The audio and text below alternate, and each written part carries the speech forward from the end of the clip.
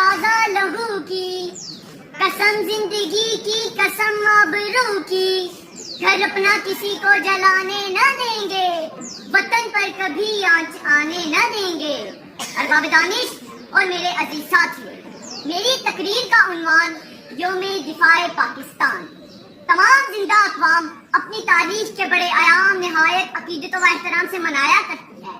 6 ستمبر 1965 ہماری تاریخ کا ایک ایسا دن جب ہمارے مکار دشمن نے ہماری سرحدوں پر ہمیں للکارا تھا، لیکن وہ یہ نہیں جانتا تھا کہ اس کا پالا کس قوم سے پڑا ہے. بجائے اس کے کہ لوگ خوف زدہ ہوتے، وہ حقیقت حال جاننے کے لیے سرحدوں کی جانب اٹھ دوڑے. اس موقع پر اس وقت کے صدر محمد ایوب خان کی گرجدار آواز ریڈیو پاکستان پر گونجی اور انہوں نے قوم سے خطاب کرتے ہوئے کہا، دشمن یہ نہیں جانتا اس نے کس قوم کو للکارا ہے.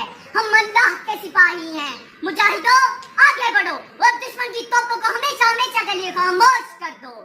عزیز ساتھیوں، اس ولولے انگیز خطاب کو سن کر پوری قوم سی سپلائی ہوئی دیوار بن گئی. ملک کے کونے کونے میں ترانے گونجنے لگے. ملک کا ہر ایک شخص اپنے اپنے مقاصد پر ڈٹ گیا اور اپنی مدد آپ تحت دشمن کے مقابلے کے لیے تیار ہو گیا. ہر دل میں ایک ہی جذبہ موجزن تھا، اللہ کی رحمت کا سایہ، توحید کا پرچم لہرایا. اے مرد مجاہد جاگ ذرا، اب وقت شہادت ہے. دشمن کا ہر محاذ پر عبرتناک شکست ہوئی. آخرکار دشمن جنگ بندی کا واقعہ کرنے لگا. یہ جنگ بند تو ہو گئی مگر ہندو صدیوں تک اس شکست کا زخم چاٹتا رہے گا. اے وطن ہم ہیں تیری شمع کی پیروانوں میں، اے وطن ہم